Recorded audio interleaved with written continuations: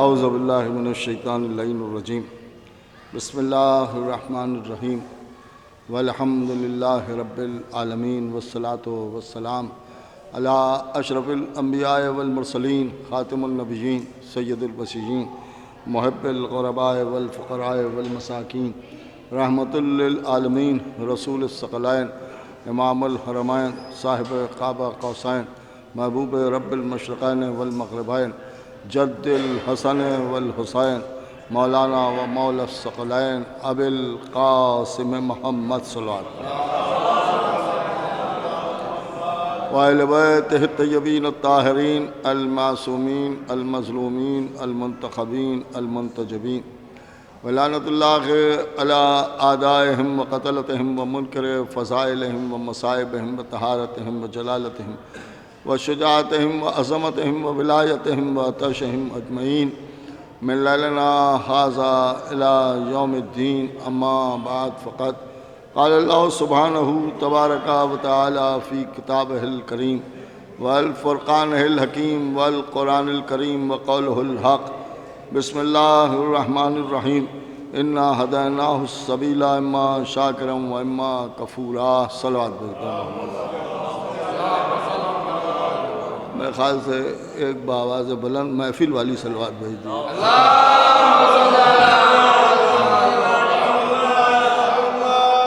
بہت ہی مختصر سی قرآن مجید کی آیت کریمہ جس کی تلاوت کا شرف حاصل کیا ان لفظوں میں ارشاد خالق کون و مکان اور مالک ارض و سما ہو رہا ہے کہ ہم نے سبیل ہدایت کر دی، ہدایت کا انتظام ہم نے کر دیا، اب تمہیں یہ اختیار ہے کہ چاہو تو مانو اور مان کے شاکرین میں شامل ہو جاؤ اور یا انکار کر کے کافر ہو جاؤ۔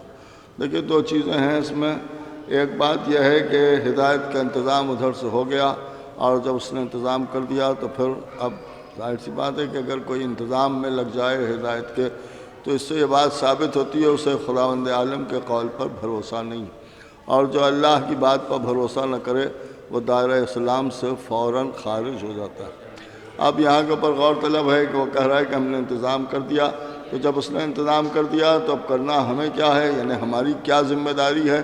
تو ہمیں ہدایت کی ذمہ داری ہمارے اوپر نہیں ہے، بس کہ ہمیں بس اتنا اختیار دیا ہے کہ ہم چاہے اس کے نظام کو مانیں اور یا اس سے انکار کریں۔ مانیں گے تو شاکرین میں شامل ہوں گے اور اگر انکار کر دیں گے تو کافرین میں شامل کیے جائیں گے۔ اس کا مطلب یہ ہے کہ اللہ نے دو لفظیں رکھی ہیں، ایک یہ کہ مان لو گے تو اسی کا نام شکر ہے اور اگر انکار کر دو گے تو اسی کا نام کفر ہے۔ ایک بات سمجھ میں آ گئی کہ اللہ کے بنائے ہوئے کو ماننے کا نام ہی شکر ادا کرنا ہے اور اللہ کے بنائے ہوئے کا انکار کر دینے کا نام ہی کفر ہے۔ صلوات اب دیکھیں یہاں کے اوپر شکر ادا کرنے کی بات ہے کہ شکر ادا کیا جائے، تو کیوں شکر ادا کیا جائے؟ کہ اس لیے کہ ہم نے ہدایت کا انتظام کیا، مان لو یہی شکر ہے۔ دیکھیے غور طلب ہے کہ شکر ہے یا کفر ہے، دیکھیے شکر ہے یا کفر ہے، ہر چیز کی ایک ضد ہوتی ہے، اور مثال کے طور پر جیسے دن کی ضد ہے رات اور رات کی ضد کا نام ہے دن، سچ کی ضد کا نام ہے جھوٹ اور جھوٹ کی ضد کا نام ہے سچ، حق کی ضد کا نام ہے باطل اور باطل کی ضد کا نام ہے حق۔ دیکھیے ہر چیز کی ایک ضد ہوتی ہے، جسے آپ اپوزٹ ورڈز کہتے ہیں، یعنی الٹے الفاظ کہتے ہیں۔ اب یہاں کے اوپر غور کیجئے تو ہمیں یہ ملتا ہے کہ اللہ کہہ رہا ہے کہ شکر ادا کرو یا کفر ادا کرو، یا شکر کرو اور یا کفر کرو۔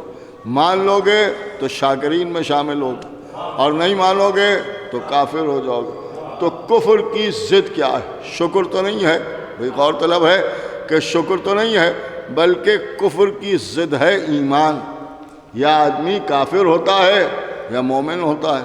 تو یہاں پر کہنا یہ چاہیے تھا کہ ہماری بات کو مان کے یا تو صاحب ایمان ہو جاؤ اور یا انکار کر کے کافر ہو جاؤ، دیکھیے یا انکار کر کے کافر ہو جاؤ، اس لیے کہ ضد نہیں بدلی جا سکتی۔ اب یہاں پر اللہ نے کفر کی ضد ایمان نہیں بیان کی ہے بلکہ شکر بیان کیا ہے، دیکھیے شکر بیان کیا ہے۔ اب غور طلب یہ ہے کہ شکر بیان کیا تو شکر کیوں بیان کیا گیا؟ تو اب پہلے تو یہ سمجھنا ہے کہ شکر کسے کہتے ہیں، شکر کس چیز کا نام ہے۔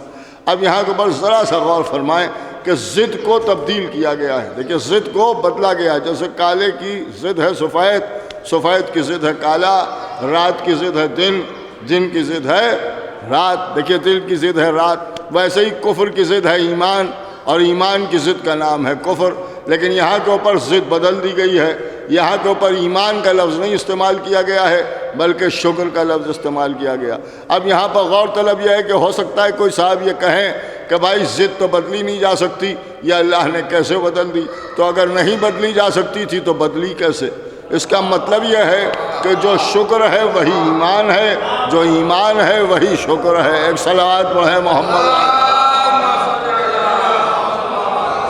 اب یہاں کے اوپر دیکھیے ایک بالکل سامنے کی مثال دے دوں آپ حضرات کے سامنے، جو میں سمجھتا ہوں کہ اس مثال کو آپ بہت آسانی سے سمجھ بھی سکتے ہیں، اور میرے خیال سے یہی آپ ہی سمجھ سکتے ہیں اور دوسرا بھی کوئی نہیں سمجھ سکتا ہے، اس لیے کہ اکثر ایسا ہوتا ہے کہ ضد بدل بھی جاتی ہے۔ مثال کے طور پر پوری توجہ سنیے گا، سیاہ رنگ، سیاہ رنگ جو ہے یہ غم کی علامت ہے، لیکن سیاہ رنگ کا اگر آپ اس سیاہ رنگ کی ضد کو تلاش کریں تو سیاہ رنگ کی ضد ہے سفید، یعنی کالے کے مقابلے میں ہمیشہ سفید آتا ہے، دیکھیے کالے کے مقابلے میں سفید آتا ہے، لیکن حال کے حالات کی بنا پر کبھی کبھی ضد بدل بھی جاتی ہے، اس لیے کہ جب غم کا معاملہ ہوتا ہے تو سیاہ رنگ استعمال کیا جاتا ہے، اور جب خوشی کا موقع ہوتا ہے تو سفید کپڑے نہیں پہنے جاتے ہیں بلکہ سرخ کپڑے پہنے جاتے ہیں۔ دیکھیے سرخ کپڑے پہنے جاتے ہیں،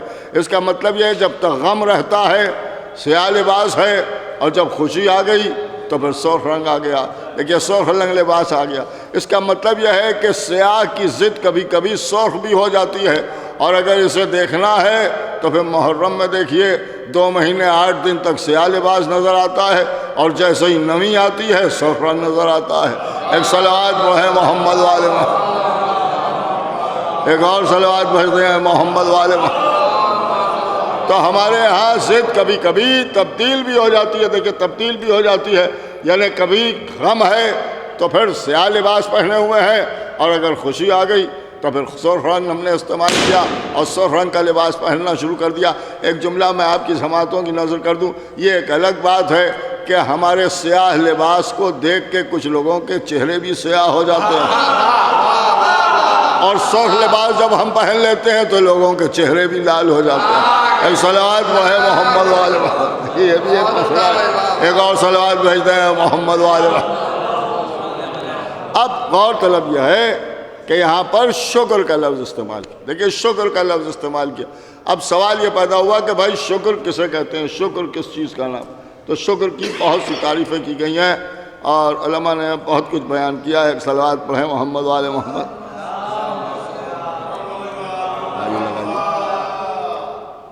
اس پر بھی شکر ادا کر دیا، ایک صلوات پڑھیں محمد والے۔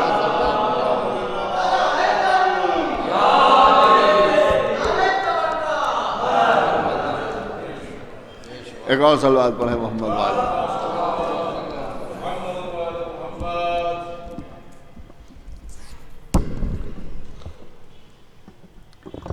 ایک اور صلوات پڑھیں۔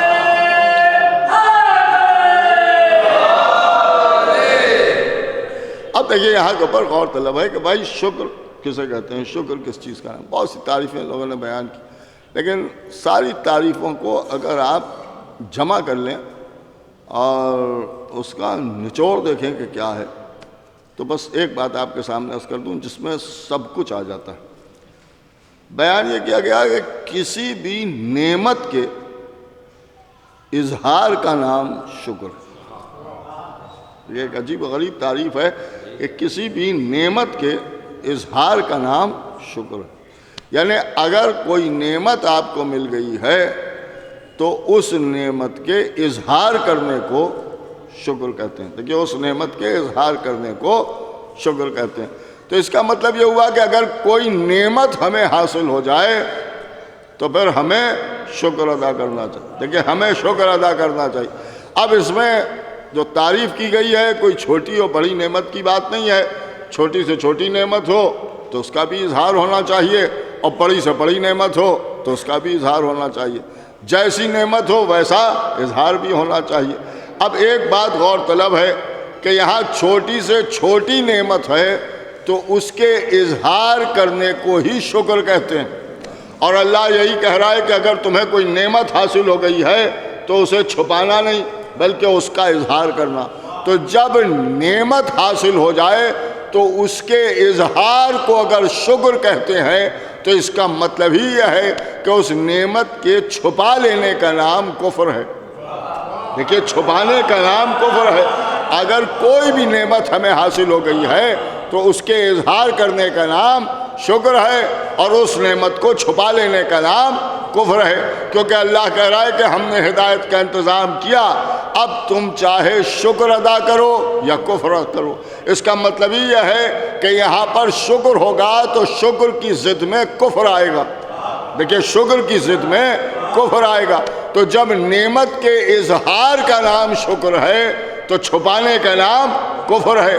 تو چاہے چھوٹی سے چھوٹی نعمت ہو اور چاہے بڑی سے بڑی نعمت ہو، اگر مل گئی ہے نعمت تو اس نعمت کے اظہار کا کرنا ضروری ہے، اور اظہار کر کے شکر ادا کرنا چاہیے۔ اب آپ انصاف سے بتائیں کہ جب چھوٹی سے چھوٹی نعمت کے اظہار کا نام شکر ہے تو اگر ایسی نعمت مل جائے کہ جس پر ساری نعمتیں اللہ تمام کر رہا ہو، ایک صلوات پڑھے محمد، تو پھر اس نعمت کے بھی اظہار کا نام شکر ہوگا اور اس نعمت کو چھپا لینے کا نام کفر ہوگا۔ اب وہ نعمت کون سی ہے؟ کہ وہ ولایت امیر المومنین ہے۔ تو یہ ماننا پڑے گا کہ علی کی ولایت کے اعلان کرنے کا نام شکر ہے اور نہ کرنے کا نام کفر ہے۔ ایک صلوات بھیج دیں محمد۔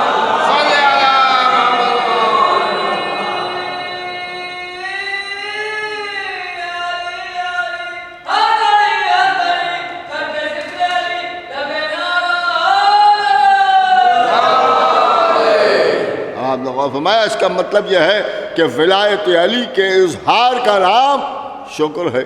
تو جہاں جہاں اظہار ولایت امیر المومنین ہو رہا ہے سمجھ لیجیے شکر ہو رہا ہے، اور جہاں نہیں ہو رہا ہے وہاں کفر ہو رہا ہے۔ بھائی وہاں کفر ہو رہا ہے تو ہم مسجدوں میں بھی دو قسم کی باتیں ہوتی ہیں۔ ہر آواز کو اذان نہ سمجھ لیجیے گا۔ جہاں اعلان ولایت علی ہو رہا ہے سمجھ لیے شکر ادا ہو رہا ہے، اور بغیر ولایت کے اگر کچھ کہا جا رہا ہے تو وہی کفر ہو رہا ہے۔ ایک صلوات بھیجے محمد والے، ایک اور صلوات بھیجے محمد۔ تو اب ولایت امیر المومنین، دیکھیے سب سے بڑی نعمت ہے کہ جو ولایت کی شکل میں ہمارے پاس ہے۔ اب اس ولایت امیر المومنین کا مسئلہ یہ ہے کہ یہ غدیر سے وابستہ ہے، اور جب یہ باتیں ہم کرتے ہیں تو لوگ ہم سے یہی کہتے ہیں۔ دیکھیے میں کچھ لوگوں کا انتظار بھی کر رہا ہوں، اس لیے میں تھوڑی دیر پڑھ لوں، پھر بعد میں آپ لوگ بھی پڑھ لیے گا۔ ایک صلوات پڑھے محمد والے۔ بہت ہی دھیرے دھیرے میں آپ کے سامنے عرض کر رہا ہوں۔ اب یہاں کے اوپر غور طلب ہے کہ جب ولایت کی بات آتی ہے تو لوگ ہم سے کہتے ہیں کہ صاحب آپ گھوم پھر کے ولایت پر آ جاتے ہیں۔ دیکھیے گھوم پھر کے ولایت پر آ جاتے ہیں، یہ بھی سیرت رسول ہے، اس لیے کہ رسول اللہ دعوت ذوالعشیرہ سے چلے مگر غدیر میں آ کر رکے۔ تو جو سیرت رسول کو اپنانا چاہتا ہے وہ چلے کہیں سے بھی مگر اسے ولایت تک آ ہی جانا چاہیے۔ ایک صلوات پڑھے محمد والے، یہ ولایت تک اسے پہنچ جانا چاہیے۔ اب اگر پہنچ رہا ہے ولایت تک تب تو سمجھ لیجیے کامل تقریر کر رہا ہے، اور اگر ولایت علی ہی نہیں بیان کر رہا ہے، ایک صلوات پڑھے محمد والے۔ اب دیکھیں ولایت کے اوپر ایک اعتراض ہوا ہے، اور نے کہا کہ صاحب بہت زیادہ پڑھا جاتا ہے، لیکن ایک چھوٹا سا واقعہ غدیر کا، ایک چھوٹا سا واقعہ، لیکن کبھی آپ غور کریں کہ یہ چھوٹا سا واقعہ مسلمانوں پر کتنا گھرا گزر گیا، اس کا کوئی اندازہ ہی نہیں ہو سکتا۔ غدیر میں کیا ہوا کہ ایک چھوٹا سا میدان تھا، غدیر کا میدان، جس میں 1.25 لاکھ حاجیوں کا مجمع آ گیا، کیونکہ چھوٹا سا تھا۔ مجمع بہت بڑا تھا اس لیے کہ واقعہ بہت چھوٹا سا تھا۔ رسول اللہ نے بغیر ممبر کے کچھ کہنا نہیں چاہا اس لیے کہ ایک چھوٹا سا واقعہ تھا۔ اس کے بعد پالان شتر کا ممبر بنوا لیا اس لیے کہ ایک چھوٹی سی بات کہنا تھی، ایک چھوٹی سی بات کہنا تھی۔ اللہ کا اتنا بڑا رسول اس ممبر پر پہنچا اور اس کے بعد اس نے وہاں پہنچ کے یہ آواز دی کہ اللہ نے مجھ سے کہا ہے کہ اگر یہ نہ پہنچایا تو کچھ نہ پہنچایا، کیونکہ یہ چھوٹا سا معاملہ تھا۔ دیکھیے یہ چھوٹا سا معاملہ تھا۔ اب اتنے بڑے رسول نے علی کی ولایت کا اعلان کر دیا اور اس کے بعد ایک سرخ خیمہ لگایا گیا۔ اس خیمے میں مسلمانوں کو بھیجا گیا کہ جاؤ جا کے علی کے ہاتھ پر بیعت کرو، اور لوگ آتے تھے اور بیعت کرتے تھے اور واپس چلے جاتے تھے، اس لیے کہ ایک چھوٹا سا معاملہ تھا۔ لیکن کبھی آپ غور کریں کہ اس چھوٹے سے واقعے میں 3 دن لگ گئے۔ آپ نے غور فرمایا کہ مسلمان اپنے گھر پہنچنے میں 3 دن لیٹ ہو گئے اس لیے کہ ایک چھوٹا سا واقعہ تھا۔ ایک صلوات پڑھے محمد والے میں، ایک چھوٹا سا واقعہ تھا۔ اب ایک جملہ کہنے کو جی چاہتا ہے کہ بھیا واقعہ تو چھوٹا سا تھا، لیکن اس چھوٹے سے واقعے نے تمہارے دلوں پر ایسے کاری ضرب لگائے ہیں کہ آج 1400 برس ہو گئے وہ ضرب آج بھی ہرے ہو جاتے ہیں۔ ایک صلوات پڑھے محمد والے میں، ایک اور صلوات بھیجتے ہیں محمد والے۔ بہرحال ولایت علی ابن ابی طالب ہی ہے کہ جو ہماری پہچان، دیکھیے ہماری پہچان، اور ہر ایک کی کوئی نہ کوئی پہچان ہوتی ہے۔ جتنے بھی ہیں ان سب کو کسی نہ کسی ذریعے سے ہی پہچانا جاتا ہے۔ دیکھیے ذریعے سے ہی پہچانا جاتا ہے، کبھی غور فرمائیں۔ اور مثال کے طور پر فلاں صاحب ہیں تو انہوں نے کہا یہ فلاں صاحب کے بیٹے ہیں، یہ فلاں صاحب کے پوتے ہیں، یہ فلاں کے بھائی ہیں، تو یہ سب کیا ہو رہا ہے؟ تو ان کا صاحب یہ پہچان کے ذریعے ہیں۔ کبھی دریال سے پہچنوا دیا، کبھی ننیال سے پہچنوا دیا، کبھی باپ کے ذریعے پہچنوا دیا، کبھی ماں کے ذریعے پہچنوا دیا۔ ہر ایک کو کسی نہ کسی ذریعے سے پہچنوایا گیا اور لوگوں نے پہچانا اور اسی ذریعے سے پہچانا۔ لیکن بہت سے ایسے بھی ہوتے ہیں کہ جن کے پاس کچھ ذریعے ہوتے ہیں پہچان کے اور کچھ ذریعے نہیں ہوتے ہیں پہچان۔ اسی طرح سے انبیاء میں بھی دیکھ لیں تو انبیاء کے پاس بھی کچھ ذریعے تھے پہچان کے اور کچھ ذریعے نہیں تھے پہچان، لیکن نہیں تھے پہچان۔ مثال کے طور پر حضرت عیسیٰ، تو حضرت عیسیٰ کو جناب مریم کے ذریعے سے پہچانا گیا۔ عیسیٰ ابن مریم کہلاتے ہیں، مریم کے بیٹے۔ باپ کے ذریعے نہیں پہچانا گیا، کیوں کہ اس لیے کہ حضرت عیسیٰ بغیر باپ کے پیدا ہوئے تھے۔ ایک جملہ میں آپ کی سماعتوں کی نظر کر دوں، اس لیے کہ یہ حضرت عیسیٰ کی شان ہے کہ وہ بغیر باپ کے پیدا ہوئے۔ اب کوئی صاحب یہ نہ سوچیں کہ دشمنان اہل بیت کا بھی معاملہ ایسا ہی ہے۔ ایک جملہ میں آپ کے سامنے عرض کر دوں کہ باپ کا نہ ہونا اور ہے اور پتہ نہ ہونا یہ اور بات ہے۔ ایک صلوات پڑھے محمد والے، پتہ نہ ہونا۔ ایک اور صلوات بھیجتے ہیں محمد والے۔ تو پتہ نہ ہونا یہ اور بات ہے۔ حضرت عیسیٰ کے تو باپ تھے ہی نہیں، مگر دشمنان آل محمد کا معاملہ یہ ہے کہ ہیں تو مگر کہاں ہیں یہ تو اولادوں کو بھی نہیں معلوم۔ ایک صلوات پڑھیں محمد والے۔ تو مقصد کہنے کا یہ ہے کہ باپ کے ذریعے سے نہیں پہچانا جا سکتا۔ اسی طرح سے حضرت آدم ہیں تو حضرت آدم کو نہ ددیال کے ذریعے پہچانا جا سکتا ہے اور نہ ننیحال کے ذریعے پہچانا جا سکتا، اس لیے کہ وہ تو بغیر ماں باپ کے پیدا ہوئے۔ دیکھیے بغیر ماں باپ کے پیدا ہوئے، جب بغیر ماں باپ کے پیدا ہوئے تو اب کھلی ہوئی بات ہے، باپ نہیں ہے تو پھر دادا بھی نہیں ہے، اور دادا نہیں ہے تو پردادا بھی نہیں ہے۔ ظاہر سی بات ہے کہ ایک سلسلہ ہے کہ جو نہیں ہے۔ اسی طرح ماں نہیں ہے تو جب ماں نہیں ہے تو پھر کھلی ہوئی بات ہے کہ پھر نانا بھی نہیں ہے اور پھر نانی بھی نہیں ہے تو ننیال بھی نہیں ہے۔ تو حضرت آدم نہ باپ کے ذریعے سے پہچانے جا سکتے ہیں نہ ماں کے ذریعے سے پہچانے جا سکتے۔ اچھا جس وقت دنیا میں آئے اس وقت کوئی ملک بھی آباد نہیں تھا کہ آپ انہیں کسی ملک سے وابستہ کر دیں کہ وہ ہندوستانی تھے یا ایرانی تھے یا عراقی تھے، کچھ نہیں کہہ سکتے، اس لیے کہ جب دنیا میں آئے تو اس وقت پر کوئی ملک آباد نہیں تھا، اور جب ملک نہیں تھا تو صوبے بھی نہیں تھے، اور جب صوبے نہیں تھے تو شہر بھی نہیں تھا، اور جب شہر نہیں تھا تو پھر قریے بھی نہیں تھے۔ لہذا یہ کہ حضرت آدم کے پاس پہچان کا کوئی ذریعہ نہیں تھا۔ جب کوئی ذریعہ نہیں تھا تو اللہ نے اپنی خلافت کے ذریعے پہچانوا دیا کہ آدم میرے خلیفہ ہیں، خلافت کے ذریعے پہچانا گیا، لیکن خلافت کے ذریعے پہچانا گیا حضرت آدم۔ اسی طرح جناب نوح کائنات میں آئے، جب جناب نوح آئے تو سفینے کے ذریعے سے پہچانے گئے، ابراہیم آئے تو خلت کے ذریعے سے پہچانے گئے، موسیٰ آئے تو ہیبت کے ذریعے سے پہچانے گئے، عیسیٰ آئے تو جناب مریم کے رشتے سے پہچانے گئے۔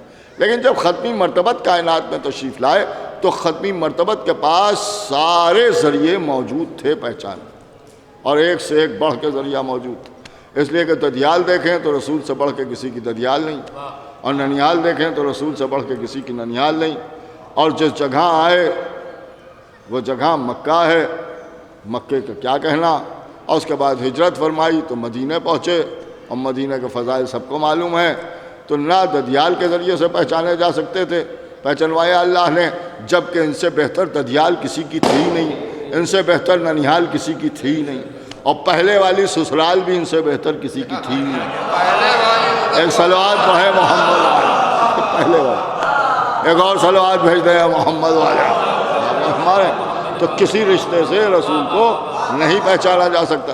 اب جب پہچانوایا اللہ نے تو نہ ددیال کے ذریعے پہچانوایا، نہ ننیال کے ذریعے پہچانوایا، نہ سسرال کے ذریعے پہچانوایا، لیکن نہ مکے کے ذریعے پہچانوایا، نہ مدینے کے ذریعے پہچانوایا، بلکہ اس نے آواز دی ما محمد الا رسول، محمد کچھ نہیں ہے سوائے اس کے کہ وہ رسول ہے۔ لیکن ما محمد الا رسول، محمد کچھ نہیں ہے سوائے اس کے کہ وہ رسول ہے۔ اس کا مطلب یہ ہے کہ اللہ نے اپنے رشتے سے پہچانوایا، دیکھیے اپنے رشتے سے رسول کو پہچانوایا، کسی رشتے سے نہیں پہچانوایا بلکہ اپنے رشتے سے پہچانوایا۔ اللہ نے ایسا کیوں کیا؟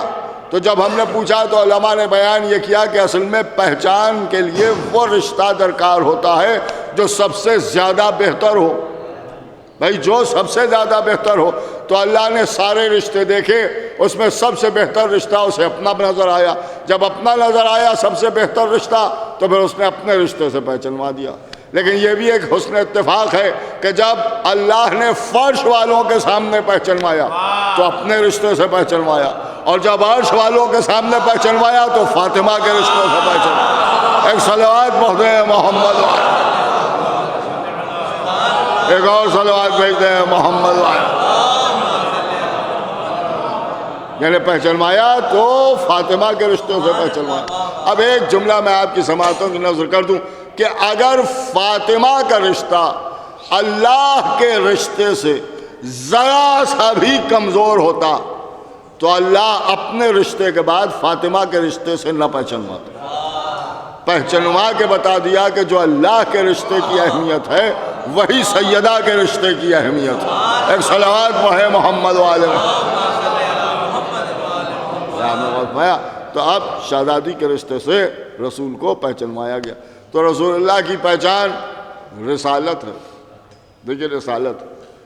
اور آگے بڑھیے تو خداوند عالم کو بھی اگر پہچانا گیا تو قرآن پڑھیے تو آواز دی جا رہی ہے کہ یہ زمین کا فرش اس نے بچھایا، اس سورج کو اس نے چمکایا، اس چاند کو چاندنی اسی نے عطا کی، آسمان کو اسی نے بنایا، وہ خالق ہے، وہ رازق ہے۔ اس کا مطلب یہ ہے کہ وہ بھی اگر پہچانا گیا تو مخلوق کے ذریعے پہچانا گیا۔ آپ غور کر رہے ہیں، وہ بھی پہچانا گیا تو مخلوق کے ذریعے سے پہچانا گیا۔ تو اللہ پہچانا گیا تو ایک ذریعہ سامنے آیا، رسول پہچانے گئے تو ایک ذریعہ سامنے آیا، مولا علی پہچانے گئے تو ولایت کا ذریعہ سامنے آیا۔ لیکن خدا کی قسم صرف اور صرف امام حسین کی ذات ہے کہ جسے جب پہچانوایا تو نبی نے ارشاد فرمایا کہ ھذا حسین فارفوہ، یہ حسین ہے۔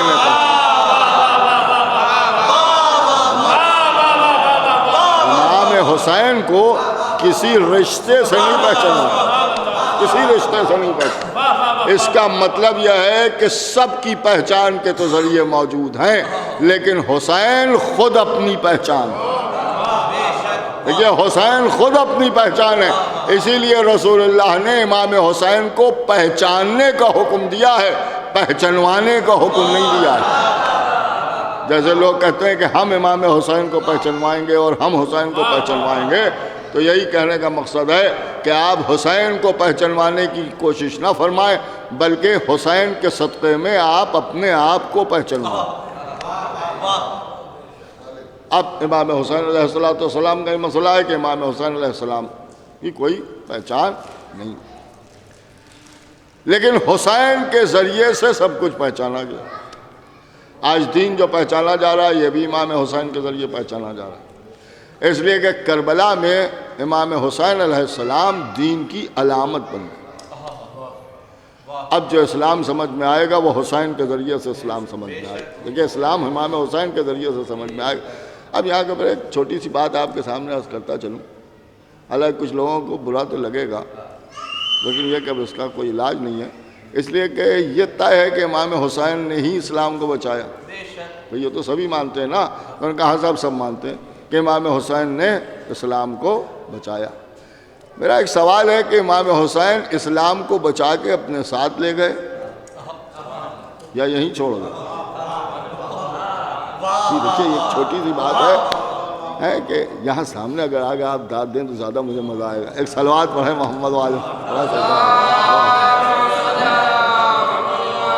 دیکھیے غور طلب ہے کہ امام حسین نے دین کو بچایا، اسلام کو بچایا۔ جو لوگ کہتے ہیں کہ صاحب نماز کو بچایا، تو بہت چھوٹی سی بات ہے کہ امام حسین نے نماز کو بچایا، اس لیے کہ ایک ڈوبتا ہوا جہاز کسی نے بچا لیا اور لوگ اس کا ایک دروازہ لیے کھڑے ہیں اور کہہ رہے ہیں کہ اس شخص نے اس دروازے کو بچایا، تو یہ اس شخص کی توہین، اس لیے کہ اس نے خالی دروازے کو نہیں بچایا، اس نے تو پورے دین کو بچایا، پورے جہاز کو بچایا۔ ویسے ہی امام حسین نے مکمل دین کو بچایا۔ یہ کہنا کہ حسین نے نماز کو بچایا تو اس کا مطلب روزہ آپ نے بچایا، حج کسی اور نے بچایا، ایسا نہیں ہے۔ امام حسین نے دین کو بچایا ہے، جب دین بچایا ہے تو اس میں نماز بھی بچ گئی، روزہ بھی بچ گیا، حج بھی بچ گیا۔ اب روزہ نہ رکھنے کا بہانہ یہ اچھا نہیں ہے کہ خالی حسین نے نماز کو بچایا۔ ایک صلوات پڑھیں محمد والے، یہ بھی بہت طلب ہے۔ آپ فرما رہے ہیں جو میں آپ کے سامنے اس کا امام حسین نے دین کو بچایا، دین بچایا، اسلام بچایا۔ یہ بتائیے کہ ساتھ لے گئے یا یہیں چھوڑ گئے؟ انہوں نے کہا ساتھ لے جانے کا کیا مطلب ہے؟ بھئی امام حسین علیہ السلام نے اسلام کو بچایا، کس سے بچایا؟ کہا یزید سے بچایا۔ ٹھیک ہے یزید سے بچایا، اپنے پاس رکھا لے کے چلے گئے یا کسی کے حوالے کر گئے؟ تو انہوں نے کہا صاحب جناب سید سجاد کے حوالے کر گئے۔ پوری توجہ سنیے، گھر حوالے کر گئے زینب کے اور دین حوالے کر گئے جناب سید سجاد کے۔ سبحان اللہ۔ اس کا مطلب یہ ہوا کہ امام حسین کے بعد اگر دین سمجھ میں نہ آئے تو جناب سید سجاد سے پوچھو۔ دیکھیے بڑی کڑوی بات کہنے جا رہا ہوں، پوری توجہ سنیے۔ جناب سید سجاد سے پوچھو۔ اب سید سجاد جو عمل کریں گے اسی کو دین سمجھا جائے گا اور اسی کو دین میں سب سے افضل اور بہتر سمجھا جائے گا۔ سبحان اللہ، واہ۔ اس لیے کہ اسلام کو بچا کے جناب سید سجاد کے حوالے کیا امام حسین۔ پوری توجہ سنیے۔ اب جب جناب سید سجاد کو رہائی ملی، اس لیے کہ لوگ کہیں گے دین تو لے لیا مگر قید ہو گئے، کیسے سمجھ میں آئے گا؟ جناب سید سجاد قید ہو گئے اور قید ہونے کے بعد مولا سید سجاد کو رہائی ملی۔ رہائی کے بعد جناب سید سجاد جس چیز کی خواہش ظاہر کریں ارے سبحان اللہ، وہی دین سمجھا جائے۔ دیکھیے وہی دین سمجھا جائے۔ تو امام نے تو کوئی خواہش ظاہر نہیں کی۔ جب پوچھا گیا کیا خواہش ہے تو امام نے فرمایا کہ میں اپنی پھوپھی سے پوچھتا ہوں۔ اس کا مطلب یہ ہے کہ یہ دین جناب زینب یہاں سے لے کے آگے بڑھیں گی۔ اب شہزادی زینب سے جب پوچھا گیا کیا خواہش ہے، تو جناب شہزادی کونین کو بھی جناب سید سجاد کو دیکھنا چاہیے تھا اور یہ کہنا چاہیے تھا بیٹا تم امام وقت ہو، تم نے خود تو نماز پڑھی ہے مگر ابھی پڑھائی نہیں ہے، لہذا سب سے پہلے جماعت قائم کر دو۔ اب شہزادی زینب جس کا حکم دیں اسی کو دین سمجھا جائے گا۔ اگر جماعت قائم کرنے کے لیے کہہ دیں تو پھر نماز کا نام دین ہے، اور اگر مجلس حسین کی خواہش ظاہر کریں ایک صلوات پڑھے محمد والے، ایک اور صلوات بھیجتے ہیں محمد والے۔ یہ دونوں باتیں آپ کے سامنے۔ اب جو یہ باتیں ہو رہی ہیں اس وقت،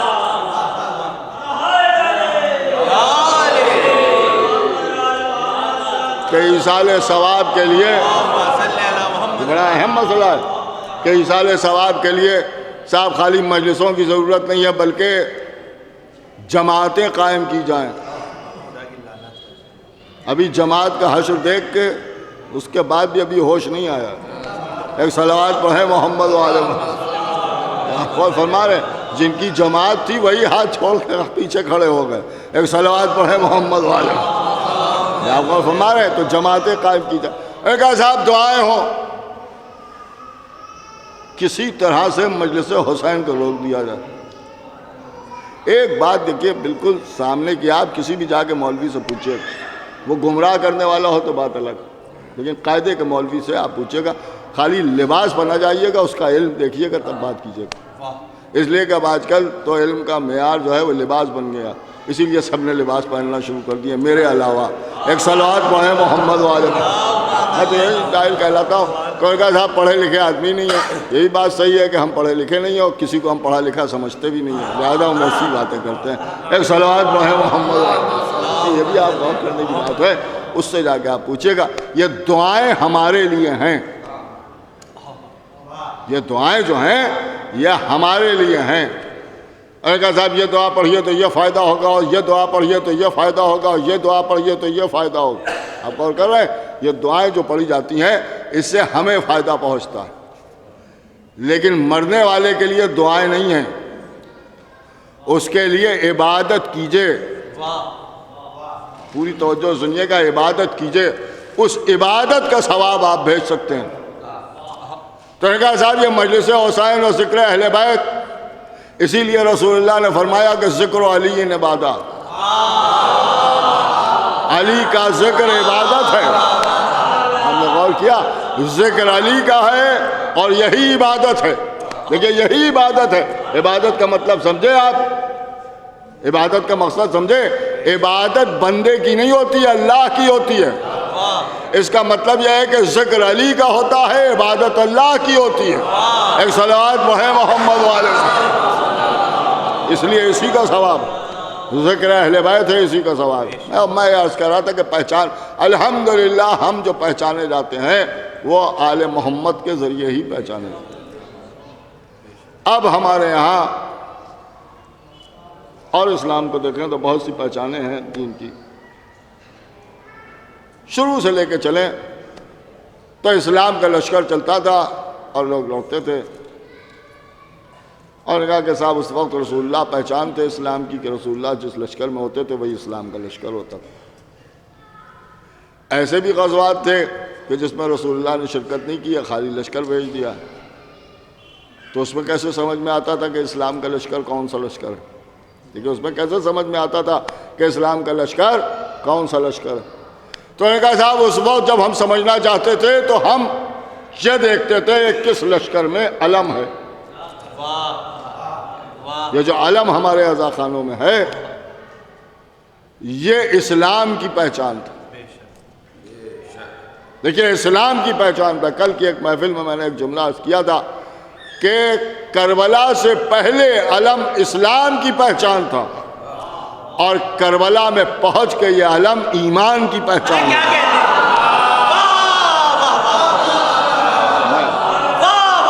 اس لیے کہ کربلا سے پہلے کی ساری لڑائیاں، یہ کربلا سے پہلے کی جتنی لڑائیاں ہیں وہ سب اسلام کے نام پر ہوئی ہیں، اور کربلا کی لڑائی جو ہے یہ ایمان کے نام پر ہوئی، اور یہی وجہ ہے کہ ہر لڑائی میں بھاگ جانے والے ملیں گے لیکن کربلا سے کوئی فرار کرنے والا نہیں ملے گا، اس لیے کہ اسلام والے بھاگتے ہیں، ایمان والے نہیں بھاگا کرتے ہیں۔ ایک صلوات پڑھے محمد والے۔ کربلا کی لڑائی، یہ کربلا کی جو لڑائی ہے یہ ایمان کے اوپر،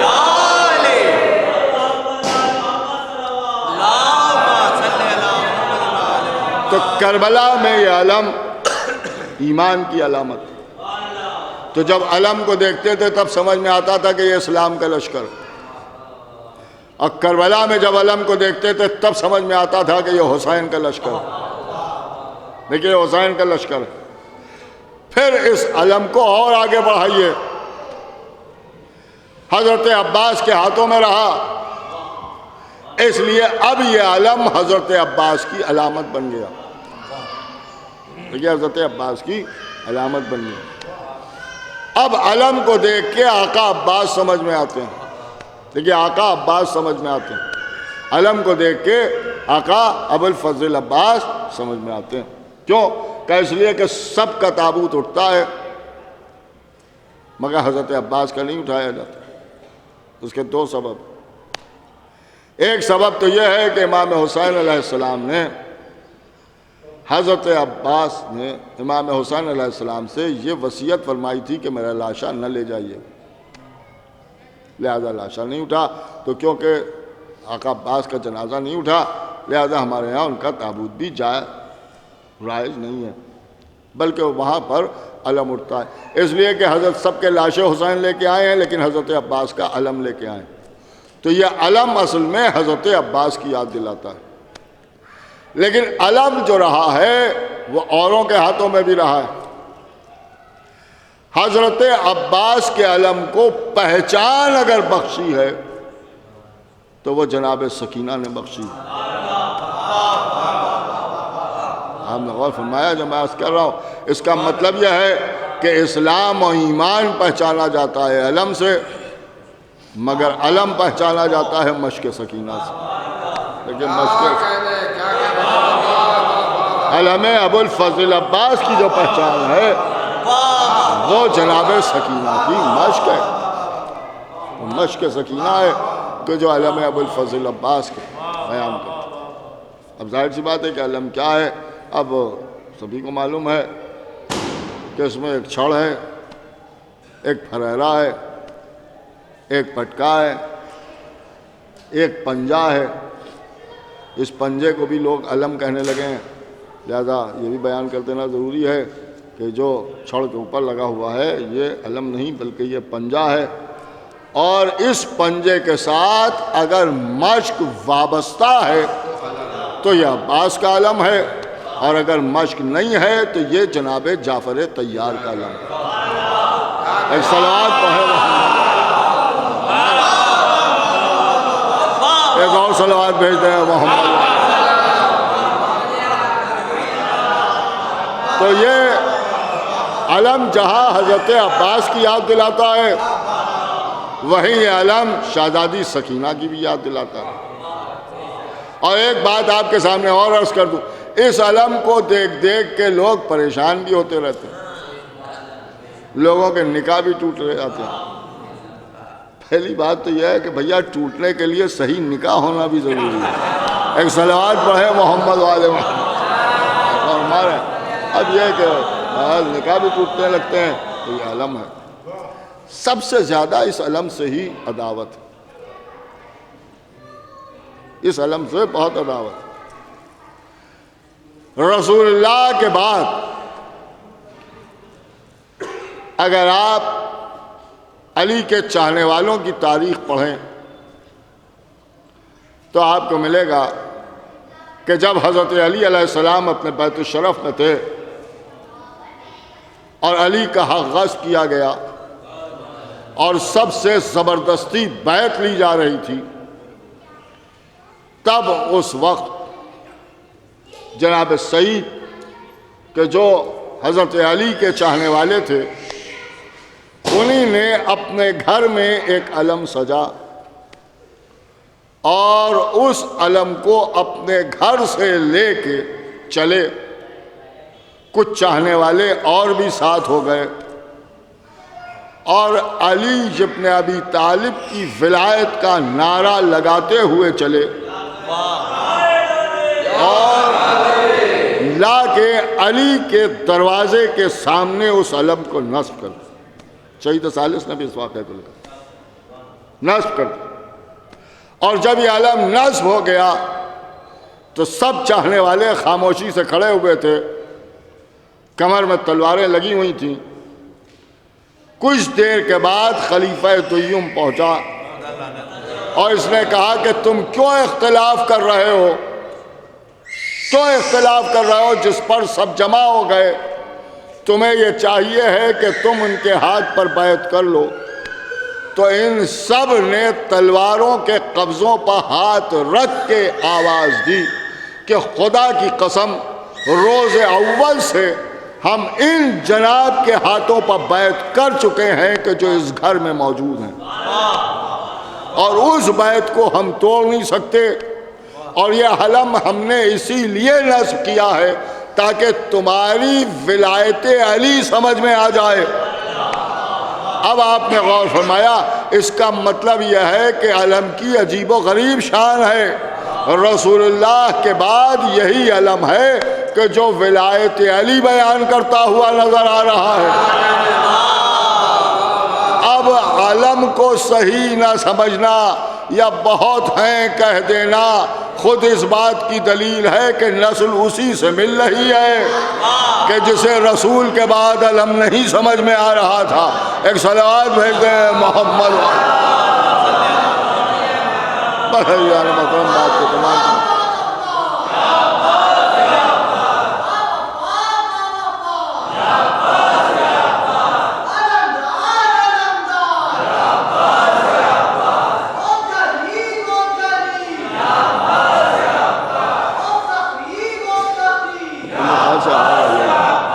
مطلب بھر کے آ جاتا.